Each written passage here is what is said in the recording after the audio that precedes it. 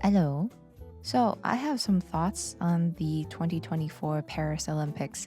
There's like three completely different things I wanted to talk about in this video, and none of them have to do with sports or the viral moments that occurred. But know that I have seen them and enjoyed them, so much so that I made this 20-second edit to give you a taste of what you will not be getting from this video.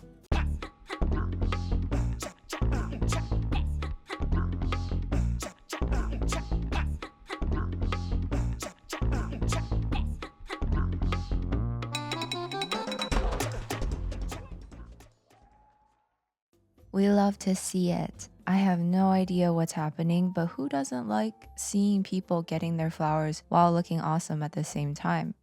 Despite all the glitz and wholesome moments, the Olympics this year was a bit of a mess, wasn't it? Even in the instances I included in my little edit. The glory of the first all-black gymnastics podium consisting of Rebecca Andrade, Simone Biles, and Jordan Childs was somewhat undercut by the whole scoring debacle that is still ongoing as of writing. Iman Khalif's journey to gold had been hounded by virulent transphobic bullying, although it did make her victory all the more satisfying. And Kim Yeji, who won silver in the women's 10-meter air pistol, fainted in a press conference upon returning to South Korea. She's okay. It was apparently a case of syncope, which is like when you pass out because your brain isn't getting enough blood. I'm familiar with it because it's happened to me. In retrospect, getting my head bonked several times might explain a few things.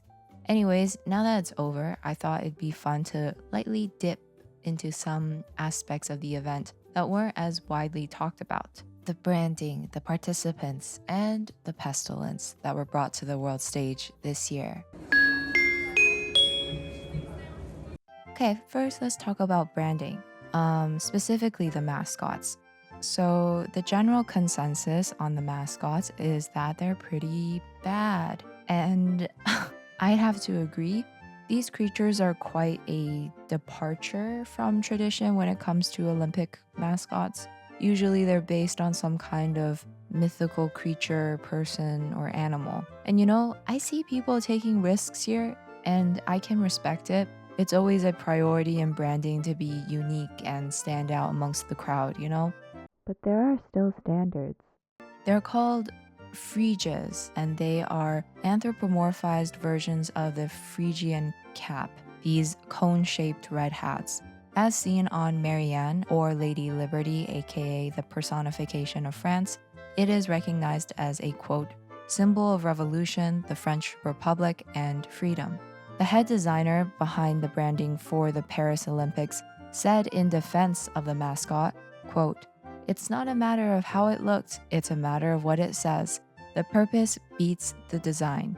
And, quote, "If you have a story with a deep meaning behind it and someone says, well, I don't like the shape, that's fine, but the meaning is unbeatable. It is about freedom. It is about making a revolution through sport." Firstly, I don't know what making a revolution through sport means. What do you mean sport can change everything? What does that mean? Like, I understand branding and marketing necessitates exaggeration, but this is so nonsensical to me, to the point like it doesn't work. And also, why are these so bad? Like, why is the black text on top of the black shadow? What sport is this person doing, and what is this supposed to say? Sport can change running into an opportunity to connect with strangers while they're both wearing headphones. Like, who is responsible for this? And secondly, as far as defending design decisions go, that's pretty weak. Like, the purpose, I thought, of graphic design is to communicate meaning through the design, the visuals, the form. Personally, I couldn't tell that this was a hat when I first saw it. And then when I realized it was a hat, I thought it looked like the red hats you see on garden gnomes, or like the Smurfs, especially with the red, blue, and white color palette. Which, yeah, now I know those are Phrygian caps that they're wearing, but man, what a journey it took to get here. Like, I guess therein lies the struggle of creating something that's based on the French Revolution. How challenging is it to make a character that celebrates an important but deeply violent historical event while trying to skirt its relevance in modern times, while also, at the same time, factoring in how well they'll turn out as marketable plushies? Pretty challenging, I guess, going by what they came up with. But once you remove some of those limitations, you get something that's a bit more well received. The opening ceremony at the Olympics featured a performance by the French heavy metal band Gojira that was marked by beheaded Marie Antoinettes, an abundance of pyrotechnics, and blood red streamers exploding in the finale. The song that the band performed was a rendition of Ah, Ça ira, a popular tune during the 1789 revolution that had many variations, one of which contained these lyrics, by the way. Oh, ça ira, ça ira, ça ira, Lisa d'écrasa la lanterne. Oh, ça ira, ça ira, ça ira, Lisa d'écrasa on les pondra. Si on les pend pas, on les rompra. Si on les rompt pas, on les brûlera. I think this approach was definitely much more successful in comparison to the mascots. Props to the team behind this concept because they really understood what the French Revolution is in the public imagination.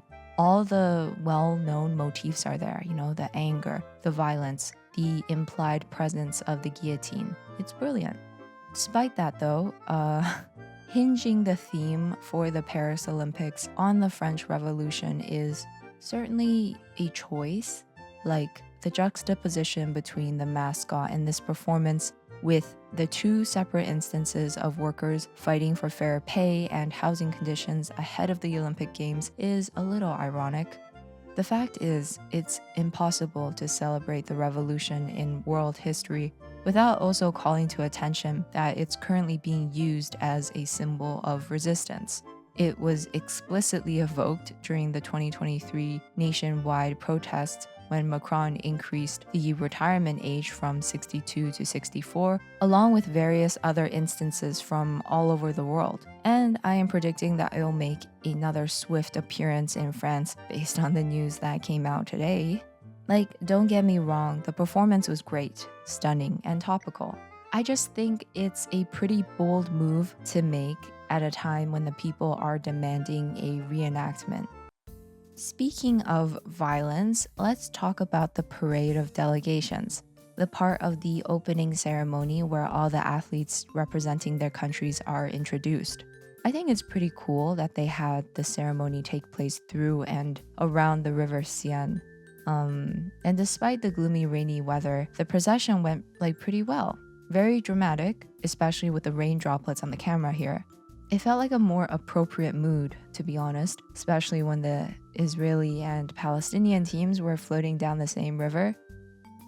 Two countries that were conspicuously absent from the parade of delegations were Russia and Belarus.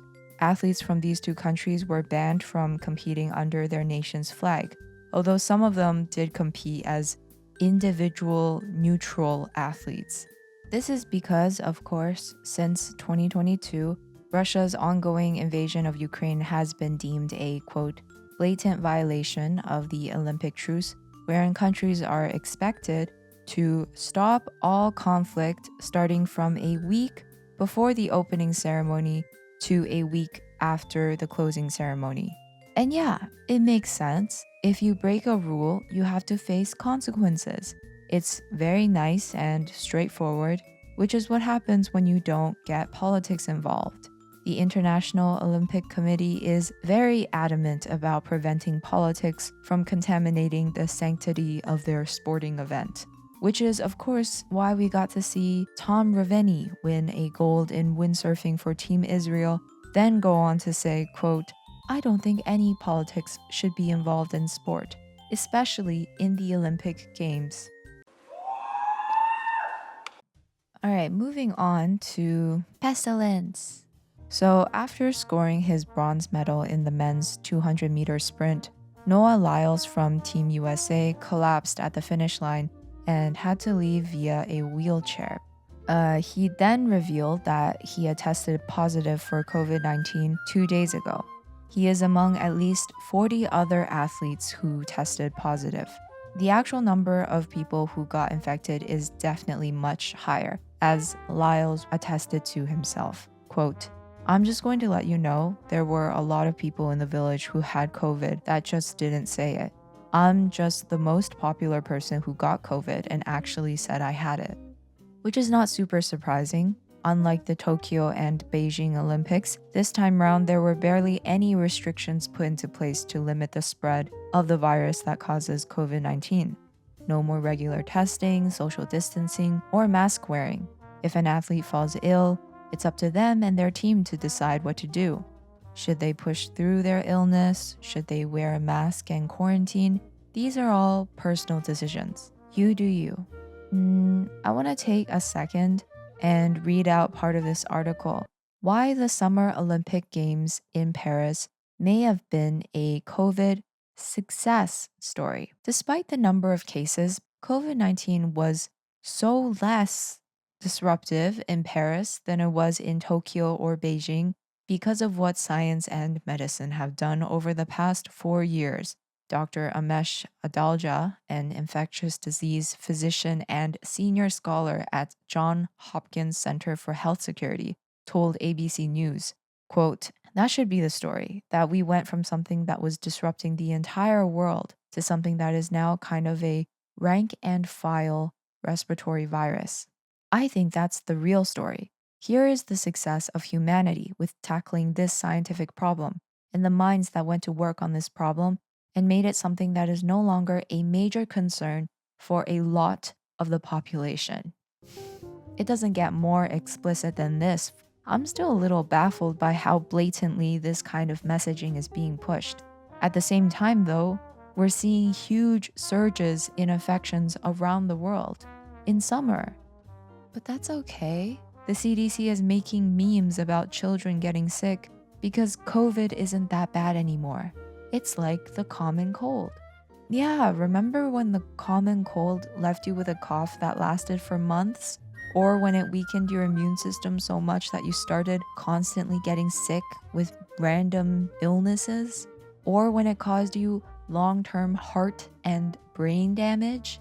Anyways, back to the Olympics. Chief Executive Officer of the United States Olympic and Paralympic Committee, Sarah Hirshland, said of Lyles getting sick with COVID, quote, it is really unfortunate, but it happens. We know not everybody is going to make it through the games healthy. Which, what? This is so... Like, if my bottom line depended on the competitive edge of my athletes, I would be doing everything I could to maintain some standard of health and safety. She goes on to praise Lyles for pushing through and then winning bronze despite his illness. One thing you should know about COVID is that you absolutely should focus on taking it easy and resting for at least like 6 weeks after getting sick. Do not overexert yourself.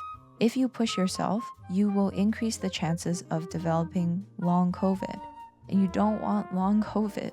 A very pertinent example is Una Cousins, a British rower who got pre-selected for the 2020 Tokyo Olympics just as the pandemic hit. When she got COVID, she pushed through with her training until she became too sick with long COVID and was forced to retire. Because I could kind of function more. I was developing long COVID, but I could still function a bit. And it took a few months before it like properly crashed into me. So I kind of just went through quite a few months of like, okay, I need a few more weeks. Okay, I'll rest a bit. And then I would try training and then I would feel sick. So, okay, and I need a couple more weeks. And then I would try training in a different way. And okay, I still feel sick. And then I would take 3-4 weeks off. Okay, and I'm still sick.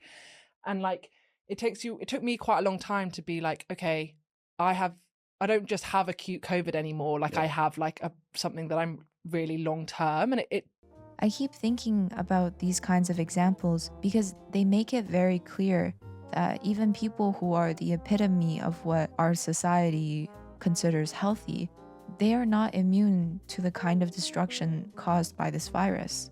So please, for the sake of you and everyone around you, wear a well-fitting N95 or KN95 mask, especially now that we have avian flu and Mpox floating around in the mix.